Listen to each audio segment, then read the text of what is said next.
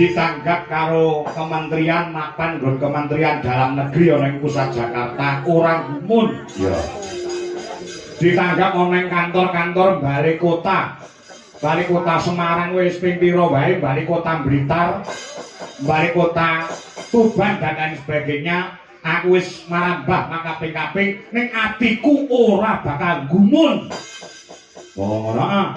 Ditanggap ning tengah alun-alun aku ya ora gumun, ning nek bengi iki aku gumun setahun jengleng serendeng ing atase wayangan ning pucuk gunung ning disulap dadi papan sing endah, dadi gedung pertemuan yang hebat. Mula tepuk tangan buat panjenengane sing kagungan dalem.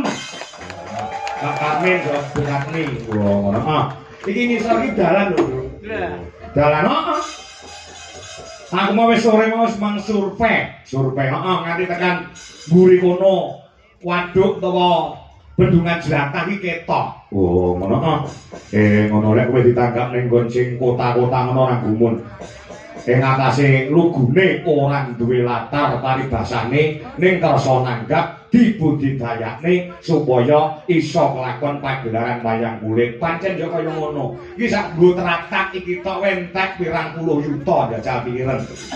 Oh, ngono ya iya. Iki bot-bote apa to?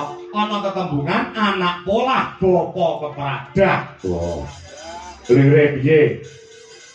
Panjenengane sepisan Pak Tarmin. Ya. Nalika biyen duweni unek-unek ana jroning ati. Merga putrine penjane Pak Tarmin saha Ibu Katmi kuwi mung siji no. Oh, ngono. Penjane Mbak Rara Dewi Lestari ya mung siji kuwi tok. Nalika cilikane biyen kuwi gampang lara, gampang gering utawa gampang kesandangan penyakit. Ya. Saking tresnane wong tuwa menyang anak nganti kewektu tembunge, kewektu pangandikane, kewektu janjine penjane Pak Tarmin saha Bu Katmi. Nduk kowe sehat tok, kowe waras nduk duwe lestari. Sok nek kowe sehat, kowe waras diparingi panjang umur. Sok nalika kowe entuk jodoh, nalika kowe pas rabi tak tanggapke wayang. Alhamdulillah Gusti Allah Subhanahu wa taala ijabahi apa sing dadi ujare panjenengane Bapak Tarmin saha Ibu begiki wis kelakon dalam rangka miwuh putra Mahardya Siwi panjenengan Mbak Dwi Lestari lawan Raka Mas Bagus Anwar bisa gelar pagelaran wayang kulit. Dengan demikian para tamu undangan yang dihadirkan utawa diundang pada malam hari ini sebagai saksi dan sebagai bukti bahwasanya utange panjenengane Pak Tarmin wis disaur lunas-nas, wis ora ana sing utang, ora ana sing ngutangake, disaur lunas begiki wis ora ana sing utang meneh, wis nir ing sambekala utange wis dilunasi dalu menika. Tak tunjeng. Yo.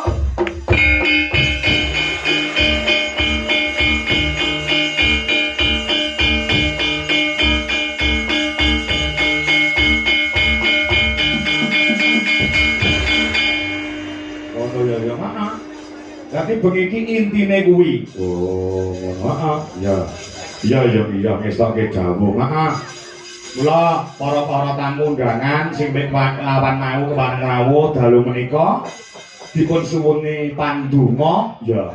Utamane kelawan panjenengane Bapak Tarmin saha Ibu Katmi, medune kelawan panjenengane Mbak Dwi Lestari saha Mas Saiful Anwar ya iki mijil saka ing Tegal Jawa Tengah. Begini wis kinalungan kanugrahan dening kurbane Gusti Kang Maha Wika. Awan mau wis diijabke lan ditemokake.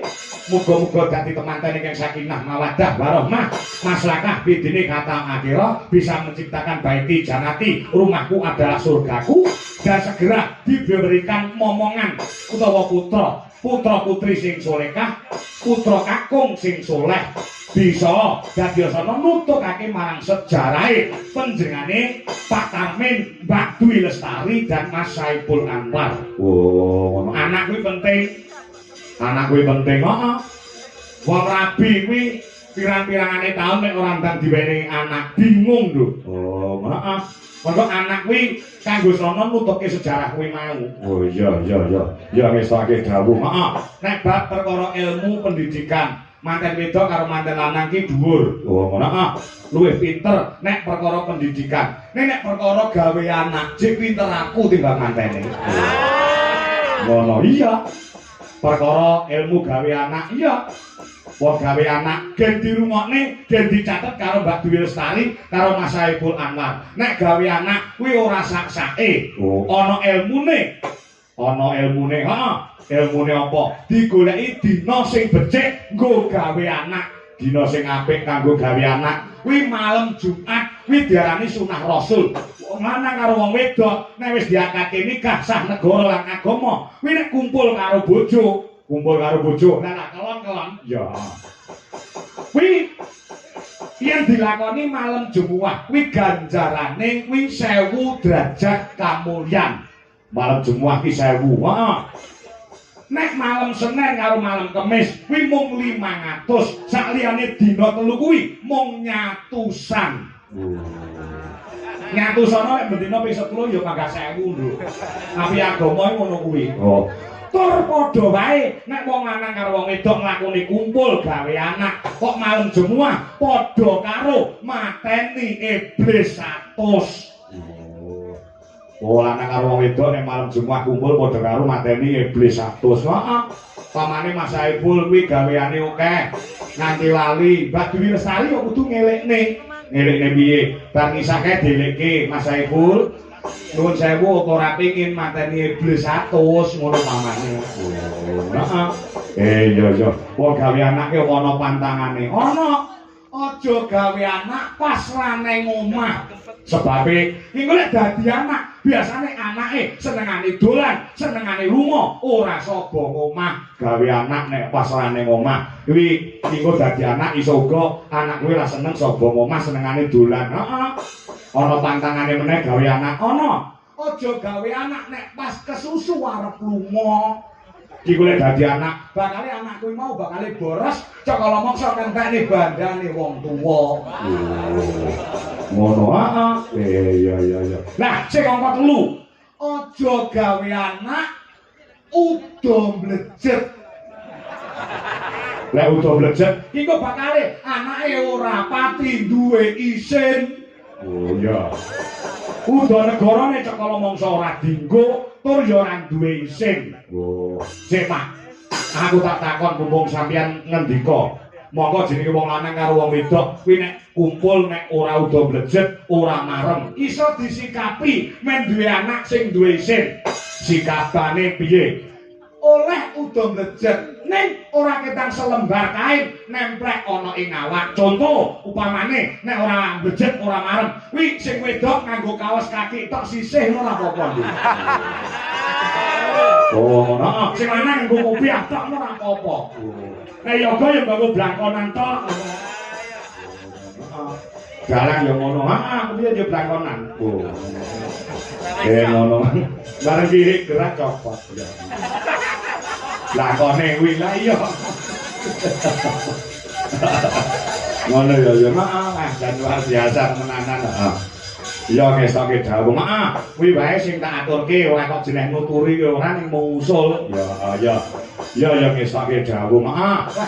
Luar biasa. Ya iki pancen beda lain daripada yang lain. Oh, ngono. Ya. Ya dasare putra mung siji Mbak Dwi Lestari. Nek panjenengane Pak Tarmin kuwi senengane Mbak Elisa Purkarus Alaso. Oh, ngono. Nah, nek Mbak Dwi Lestari kudu eneng Niken Salindri. Oh, ngono. Lah, nek Bukatmi kudu enek Garenge. Oh. Lah wong telu duwe karep dhewe-dhewe ning kabeh disembadani. Mula tak kira bengi iki mempantakan rekor di Kabupaten Karanganyar sing wis wani wayangan bintang tamune Niken Elisa karo Gareng cuma ada di Blodro Tlobo Jatiyoso panjenengane Pak Tarmin saha Bukatmi. Mula kanca-kanca tepuk tangan buat beliaunya berdua. Ngono ya. Heeh, wong dasare kiai sukses kono. Kiai sukses Pak Tarmin. Heeh. Biyen awake dhewe tau ditanggap ning nggon bakul bola pecah kuwi, bola pecah. Heeh. Sinden-sinden mulai digawani ciduk, digawani ember. Ngono, heeh. Aku biyen tau ditanggap tukang mebel ngono, makasane aku digawani meja kursi, ya sinden-sinden ya digawani dinglik cilik-cilik saka kayu. Lah, gandeng iki panjenengane Pak Tarmin iki pengusaha pedagang bakso sing sukses. Iku bakale sinden mulai digawani pentol karo Pak Tarmin. Pentole sapa? Ya pentole Pak Tarmin. Ngono ya, iya. Ya. Jan luar biasa temenanan. Ya. Itu dasare pirang dina kepungkur kae menjadi Pak Tarmin wis utusan karo Duta Mungkasi. Ya. Ngono ya, tindak gone dhewe menehi tonjokan ya Kang Sato paring pelunasan. Oh, lunasi awake dhewe. Ngono. Dadi ket seminggu kepungkur ke awake dhewe wis lunas lho.